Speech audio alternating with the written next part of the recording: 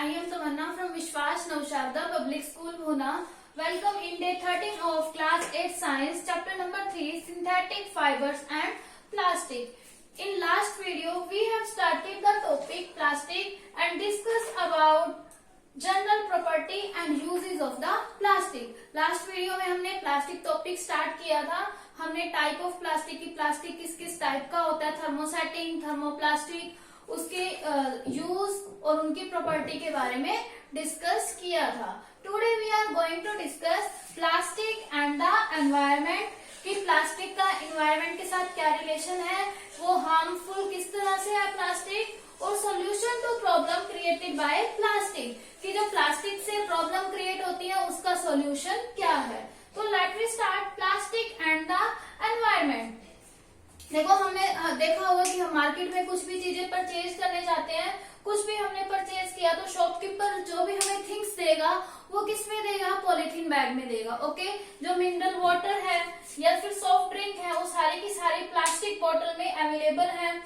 अगर कोई भी फंक्शन हो तो वहां पे हम डिस्पोजेबल यूटेंसिल्स का यूज करते हैं.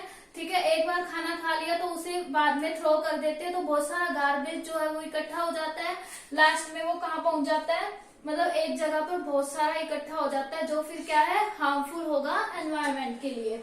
ओके, अब प्लास्टिक वेस्ट क्या है, is big threat to our environment. ठीक है, तो प्लास्टिक है वो हमारे एनवायरमेंट के लिए बिग थ्रेट है. Plastic are non biodegradable substance. अब सब्सटेंस है वो दो टाइप के होते हैं, एक तो नॉन बायोडिग्रेडेबल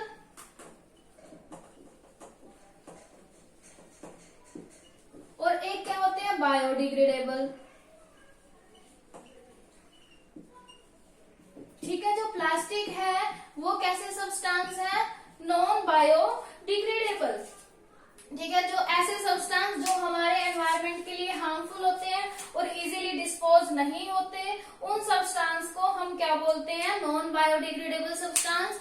मीन्स वो बैक्टीरिया के एक्शन से भी डिस्पोज नहीं होते, वो होते हैं नॉन बायोडिग्रेडेबल सब्सटेंस. जैसे प्लास्टिक हो गया, ग्लास हो गया, ये नॉन बायोडिग्रेडेबल है. और बायोडिग्रेडेबल सब्सटेंस कैसे होते हैं, ऐसे सब्सटेंस जो क्या है, बैक्टीरिया के एक्शन के द्वारा इजीली ब्रोकन डाउन हो जाते हैं और हमारे जो एनवायरनमेंट है उसके लिए हार्मफुल नहीं होते. That substance are called biodegradable substance. इसकी एग्जांपल क्या है, जैसे peels of vegetable, peels of vegetable, ये क्या है, बायोडिग्रेडेबल सब्सटेंस का एग्जांपल है. अगर कुछ टाइम के लिए हमने छोड़ दिया तो by the action of bacteria ये क्या हो जाएंगे, डिस्पोज ऑफ हो जाएंगे. ओके, जैसे कॉटन के क्लॉथ हैं वो भी क्या है, बायोडिग्रेडेबल, बट जो सिंथेटिक फाइबर है वो क्या है, नॉन बायोडिग्रेडेबल. ओके, अब disposal of plastic waste lead to the following health and environment hazards. Means plastic का डिस्पोजल जो है वो क्या है, हमारे हेल्थ के लिए क्या है, हार्मफुल है, और उससे क्या है, एनवायरमेंटल हैजर्ड्स हो सकते हैं. अब किस किस टाइप के होते हैं, देखो, जो प्लास्टिक वेस्ट है अगर हमने उसे जला दिया तो वो कम्प्लीटली बर्न नहीं होगा, टॉक्सिक गैसेस प्रोड्यूस करेगा जो हमारे एनवायरमेंट के लिए हार्मफुल है. मीन्स इससे क्या हुआ, एयर पोल्यूशन. ओके, जब हम इसे बर्न करेंगे तो टॉक्सिक गैसेस प्रोड्यूस करेगा एंड एयर पोल्यूशन कॉज करेगा. नेक्स्ट है, जब हमने प्लास्टिक वेस्ट को वाटर में थ्रो कर दिया तो क्या कॉज करेगा, water pollution.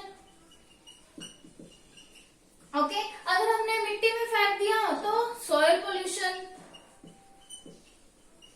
Okay, soil pollution cause करेगा, क्योंकि अगर हमने दबा दिया मिट्टी के अंदर तो डिकम्पोज तो उन्होंने होना नहीं है, डिकम्पोज होगे नहीं तो क्या करेंगे, वो सॉइल पोल्यूशन कॉज करेंगे. नेक्स्ट है, हम क्या करते हैं, पॉलिथीन रैपर जो होते हैं, हमने कुछ भी खाया रैपर को इधर उधर फेंक देते हैं.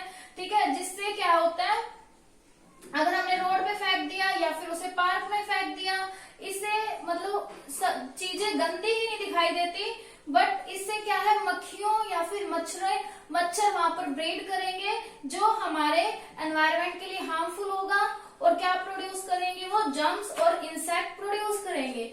मीन्स अगर हमने कोई भी पॉलिथीन, चिप्स या फिर केक कुछ भी खाया और उसका रैपर वहीं पे थ्रो कर दिया मीन्स गार्डन या पार्क में एक तो वो गार्डन और पार्क गंदा दिखाई देगा, साथ में दूसरा क्या होगा, उनके ऊपर इंसेक्ट या फिर जर्म्स ब्रीड करेंगे, फिर जो भी वहां घूमेगा उसे मतलब कट कर लिया, बाइट कर लिया, तो फिर डिसीजेस कोज होंगे इससे। ओके, नेक्स्ट है polybag carelessly throw here and there, मतलब पॉलीबैग्स भी जो हम जिसमें हम सामान लाए हमने उसको इधर उधर थ्रो कर दिया, जिससे क्या होता है जो सीवेज होते हैं वो बंद हो जाते हैं और वहां से पानी क्रॉस नहीं होगा, बारिश आएगी तो इससे क्या होता है बाढ़ आने की प्रॉब्लम रहती है, means it cause flood.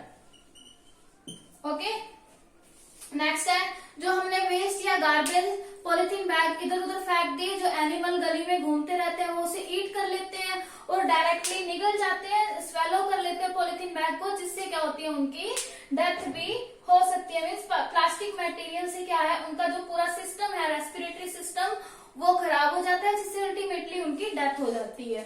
Okay, next है ये तो हमने देखा कि प्रॉब्लम कौन कौन सी हो सकती है प्लास्टिक से। Now we see solution to problem create by plastic, कि जो प्लास्टिक से प्रॉब्लम होती है उनका सॉल्यूशन क्या क्या है। पहली बात तो ये हमने पढ़ा होगा कि हम 4R का यूज करते हैं, reduce, recycle, reuse and recover and refuse, 5R। Okay, as responsible citizen we must remember the golden 5R principle. हमें क्या है 5R का प्रिंसिपल पता होना चाहिए, क्या, refuse, reduce, reuse, recover and recycle. ये 5R है जिनका यूज करके हम प्लास्टिक से होने वाली प्रॉब्लम को कम कर सकते हैं। देखो क्या होता है कि हमें क्या, रिफ्यूज का मतलब क्या है कि हमें प्लास्टिक की थिंग्स को अवॉइड करना चाहिए, मीन्स हम ज्यादा प्लास्टिक की चीजों का यूज ना करें, हम क्या करें उसे अवॉइड करें। मीन्स हम पॉलिथीन, अगर शॉपिंग पे जा रहे हैं तो अपना घर से बैग लेके जाएं, पॉलिथीन बैग ज्यादा यूज ना करें। नेक्स्ट है कि हमें चीजें रीयूज करनी चाहिए, जैसे मान लो कुछ चीजें ऐसी हैं कि हम एक बार उसे यूज करके फेंक देते हैं, जो चीजें रीयूज हो सकती है हम उसे रीयूज करें बजाय कि थ्रो आउट करने के। ओके, जैसे डिस्पोजेबल बॉटल्स हैं, छोटी छोटी बॉटल्स होती है, हम दोबारा भी उसमें वाटर डाल के यूज कर सकते हैं, तो हम थ्रो आउट ना करें, उसे रीयूज कर लें। नेक्स्ट है हमें 2 टाइप के बीन यूज करने चाहिए, green bin and blue bin for disposing waste. हम सारा जो गार्बेज है वो एक बीन में ना डालें, हम क्या करें 2 बीन का यूज करें, एक ग्रीन और दूसरा ब्लू। ग्रीन किसके लिए होता है, बायोडिग्रेडेबल के लिए, और ब्लू किसके लिए होता है, नॉन बायोडिग्रेडेबल के लिए। ओके, इस तरह से हम जो है गार्बेज का डिस्पोजल उसे कम कर सकते हैं। ओके, हम क्या करेंगे, जो बायोडिग्रेडेबल है उसे तो फील्ड में भी डाल सकते हैं, वो एक खाद की तरह, मैन्योर की तरह काम करेगा। ओके, नेक्स्ट है we should not throw plastic हमें क्या है प्लास्टिक की जो डिस्पोजेबल बोतल है, रैपर्स है या फिर कुछ और पॉलीबैग्स हैं, हमें रोड पे थ्रो आउट नहीं करने चाहिए, ताकि उनके अंदर इंसेक्ट ब्रीड ना कर सके और वो डिसीजेस स्प्रेड ना करें। ओके, नेक्स्ट है we should not dispose of article made of plastic in the sewage system. मतलब हम पॉलिथीन बैग गली में इधर उधर फेंक देंगे तो जिससे क्या सीवेज सिस्टम ब्लॉक हो जाएगा, तो हमें पॉलिथीन बैग को इधर उधर थ्रो आउट नहीं करना चाहिए। नेक्स्ट है जो प्रेजेंटली क्या किया जाता है, सभी टाइप के जो प्लास्टिक है उसको रिसाइकिल करके क्या बनाया जाता है, ब्लैक पॉलिथीन बैग बनाए जाते हैं। ठीक है, सारे के सारे प्लास्टिक को रिसाइकिल करके क्या बना देते हैं, ब्लैक पॉलिथीन बैग। ठीक है, लास्ट में ये बनते हैं, फिर उसे तो थ्रो करना ही पड़ेगा जब ब्लैक पॉलिथीन बैग को हमने यूज कर लिया। ठीक है, मीन्स हमें क्या करना चाहिए 5R का यूज करना चाहिए, रिफ्यूज कम से कम यूज करें प्लास्टिक की चीजें, रिड्यूस वही हो गया, रिफ्यूज मीन्स मना कर दें, अवॉइड करें, रिड्यूस मीन्स कम से कम यूज करें, रीयूज मीन्स एक बार यूज करने के बाद फिर से यूज कर लें, रिकवर मीन्स जो चीजें ऐसी है रिकवर हो सकती है, नए लेने की बजाय हम पुराने को ही रिकवर कर लें, रिसाइकिल मीन्स हम उसे कचरे में फेंकने की बजाय उसे रिसाइकिल के लिए दे दें। ओके, तो दीज आर द 5R। आजकल क्या है, हमें एनवायरमेंटल फ्रेंडली हैबिट्स को अपनाना चाहिए ताकि हम प्लास्टिक से होने वाले जो हजार्ड्स हैं उसे कम कर सके। अगर हमारी हैबिट्स एनवायरमेंटली फ्रेंडली होंगी तभी हम प्लास्टिक से होने वाली जो हार्मफुल है उसे कम कर सकते हैं, प्लास्टिक से होने वाले जो हजार्ड्स हैं उसे कम कर सकते हैं, हार्मफुल इफेक्ट कम हो जाएंगे। ओके, तो this is the solution to problem created by plastic and this is all about plastic. You have to read from your book page number 38 and 39 and find out the exercise of chapter number 3. Thank you. Bye bye.